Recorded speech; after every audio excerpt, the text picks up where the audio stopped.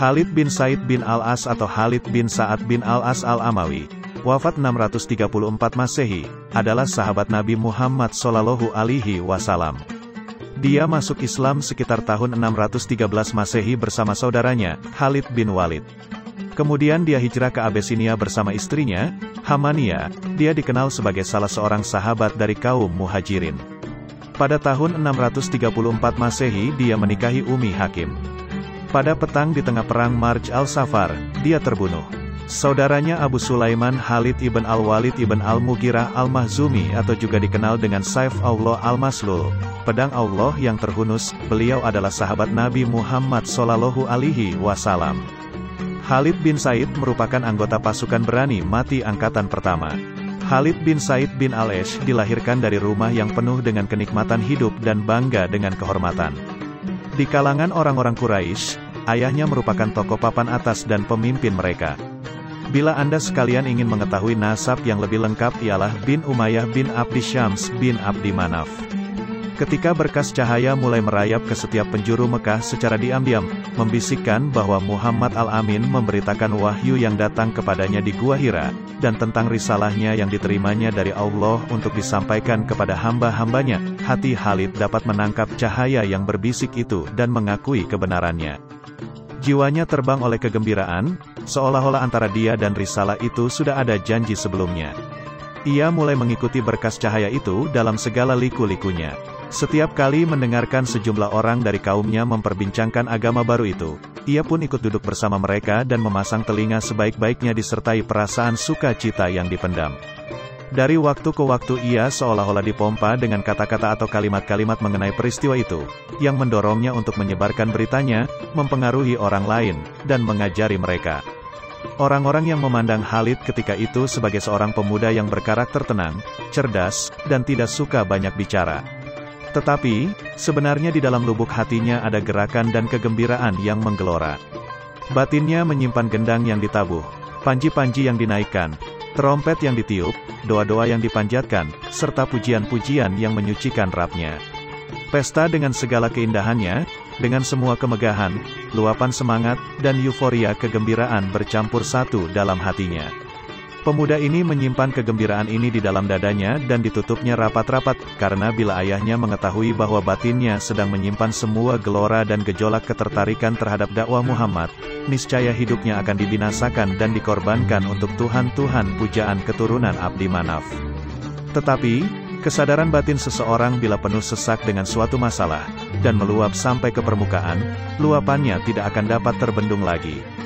Suatu hari, di mana matahari belum terbit saat Khalid yang sedang tidur, ia terbangun oleh mimpi yang membuat hati gelisah dan jiwa resah. Jadi, kita katakan suatu malam Khalid bin Said bermimpi bahwa ia berdiri di bibir nyala api yang besar, sedangkan ayahnya hendak mendorongnya dari belakang dengan kedua tangannya ke arah api itu, bahkan ayahnya hendak melemparkan ke dalamnya. Kemudian Khalid melihat Rasulullah Shallallahu Alaihi Wasallam datang ke arahnya, lalu menariknya dengan tangan kanannya yang penuh berkah hingga terhindar dari jilatan api. Ia terbangun dari tidurnya dengan memperoleh bekal untuk berjuang menghadapi masa depannya. Ia segera pergi ke rumah Abu Bakar dan menceritakan mimpinya itu. Mimpi itu sebenarnya tidak perlu penafsiran lagi. Abu Bakar berkata kepadanya, hanya kebaikan yang kuinginkan padamu. Dialah Rasulullah Shallallahu Alaihi Wasallam. Ikutilah dia, karena Islam akan menyelamatkanmu dari api neraka. Khalid bergegas pergi untuk mencari Rasulullah Shallallahu Alaihi Wasallam sampai mendapatkan petunjuk ke tempat beliau, dan berhasil menjumpai beliau. Ia bertanya kepada Nabi Shallallahu Alaihi Wasallam tentang dakwah beliau. Beliau pun menjawab, berimanlah kepada Allah yang Maha Esa, dan jangan menyekutukannya dengan suatu pun. Berimanlah kepada Muhammad Shallallahu Alaihi Wasallam, hamba dan utusannya. Tinggalkanlah penyembahan berhala yang tidak dapat mendengar dan tidak dapat melihat, tidak dapat memberikan mudarat dan tidak pula memberikan manfaat. Khalid lalu mengulurkan tangannya yang disambut oleh tangan kanan Rasulullah Shallallahu Alaihi Wasallam dengan penuh kehangatan. Khalid mengucapkan, aku bersaksi bahwa tidak ada Tuhan selain Allah dan aku bersaksi bahwa Muhammad adalah utusan Allah. Dengan demikian, terlepas sudah gejolak dan kegundahan hatinya. Semua gejolak dalam batinnya kini telah lepas. Berita keislamannya pun terdengar oleh telinga ayahnya. Pada waktu Khalid memeluk Islam, belum ada orang yang mendahuluinya memeluk Islam kecuali 4 atau 5 orang, sehingga bisa dikatakan ia termasuk dalam 5 orang angkatan pertama pemeluk agama Islam. Ketika salah seorang putra Said bin Al-Ash menjadi orang yang bersegera menyambut seruan Islam, peristiwa ini bagi Said yang merupakan ayah Khalid merupakan ulah yang akan menghantarkannya kepada penghinaan dan ejekan bangsa Quraisy, dan akan mengguncangkan kedudukannya sebagai pemimpin. Karena itu, ia memanggil Khalid dan menanyakan kepadanya, "Benarkah engkau telah mengikuti Muhammad dan membiarkannya mencaci Tuhan-Tuhan kami?" Khalid menjawab, "Demi Allah, ia seorang yang benar, dan aku telah beriman kepadanya dan mengikutinya." Seketika itu juga, ayahnya memukulinya, kemudian mengurungnya di dalam kamar gelap di rumahnya, lalu membiarkannya dalam kurungan itu menderita lapar dan dahaga. Khalid berteriak keras dari balik pintu yang terkunci agar keluarganya mendengar, "Demi Allah, dia benar dan aku beriman kepadanya." Said berpikir bahwa siksa yang ditimpakan kepada anaknya itu belum cukup membuatnya jera. Karena itu, ia membawa anaknya ke padang pasir Mekah yang sangat panas, lalu menjepit tubuhnya di antara batu-batu yang besar dan panas membakar selama 3 hari, tanpa perlindungan apapun dari terik matahari, bahkan setetes air pun yang membasahi bibirnya. Namun, sang ayah akhirnya merasa putus asa oleh ketabahan hati anaknya, sehingga ia pun membawanya pulang ke rumah. Tetapi, ia tetap berusaha menyadarkan anaknya itu dengan berbagai cara, baik dengan membujuk, mengancam, memberi janji kesenangan, maupun menakut-nakutinya dengan siksaan. Tetapi, Khalid tetap berpegang teguh kepada kebenaran. Ia berkata kepada ayahnya, "Aku tidak akan meninggalkan Islam karena alasan apapun, aku akan hidup dan mati bersamanya." Said pun membentak keras, "Kalau begitu, enyahlah engkau dari hadapanku, anak kurang ajar, demi Lata, aku tidak akan pernah memberimu makan lagi." Khalid hanya bisa menjawab, "Allah adalah sebaik-baik pemberi rezeki." Khalid akhirnya meninggalkan rumah yang penuh dengan segala kemewahan makanan, pakaian dan kenyamanan itu, untuk memasuki keadaan yang serba kurang dan penuh dengan rintangan. Tetapi, apa yang harus ditakutkan? Bukankah keimanan masih bersama dengannya? Bukankah ia selalu terlindungi oleh kepemimpinan hati nuraninya dengan segala haknya untuk menentukan nasib dirinya? Bila demikian, apa artinya lapar, rintangan, dan siksaan? Bila orang telah menemukan dirinya berada bersama kebenaran agung seperti kebenaran yang diserukan oleh Muhammad utusan Allah, apakah masih ada yang tersisa di dunia ini barang berharga yang belum dimilikinya, sedangkan semuanya itu Allah yang memiliki dan memberikannya? Demikianlah, Khalid melalui bermacam derita pengorbanan dan mengatasi segala halangan dengan keimanan.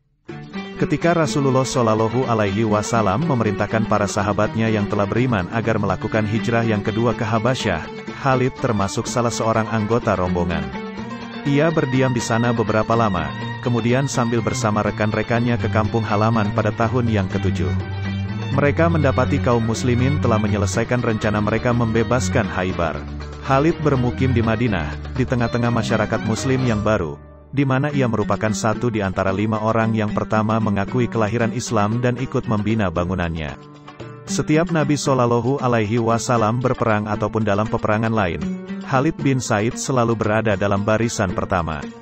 Karena kepeloporannya dalam Islam ini, keteguhan hati dan kesetiaannya, ia menjadi tumpuan kasih sayang dan penghormatan.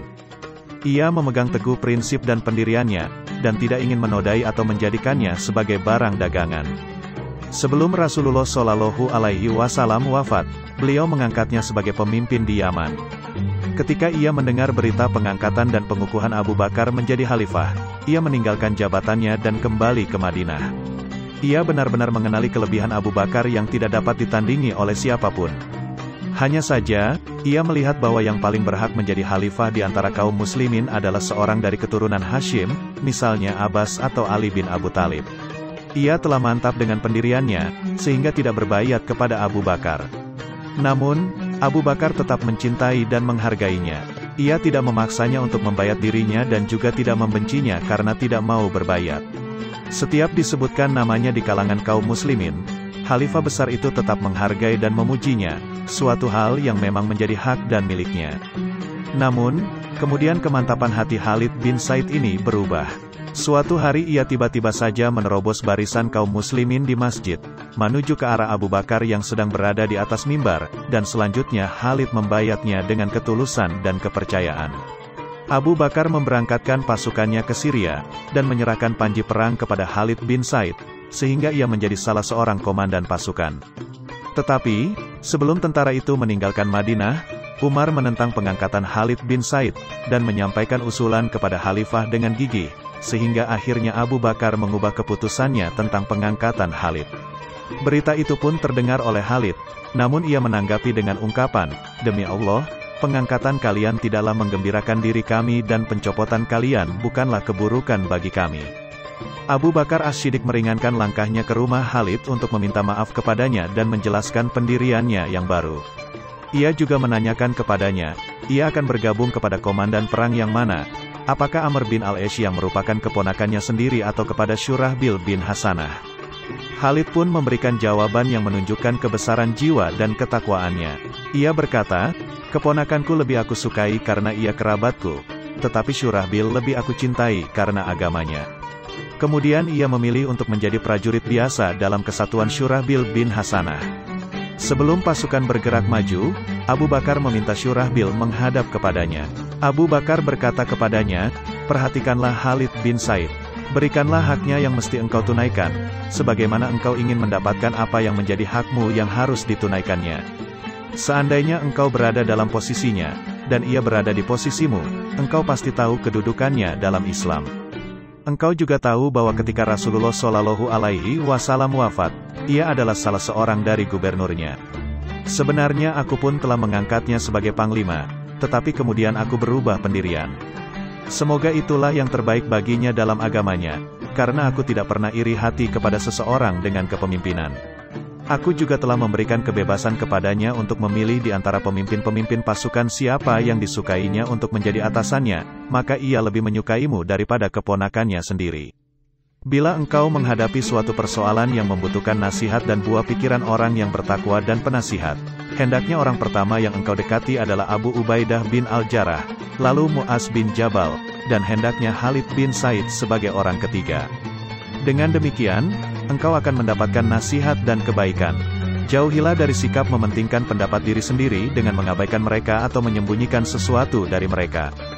Di medan pertempuran Maraj es-Safar di daerah Syam yang terjadi dengan dahsyatnya antara kaum muslimin dan orang-orang Romawi, di antara orang-orang yang pertama yang telah disediakan pahala mereka di sisi Allah, terdapat seorang yang gugur syahid mulia. Jalan hidupnya sejak masa remaja hingga gugur syahid telah dijalani dengan kejujuran, keimanan, dan keberanian.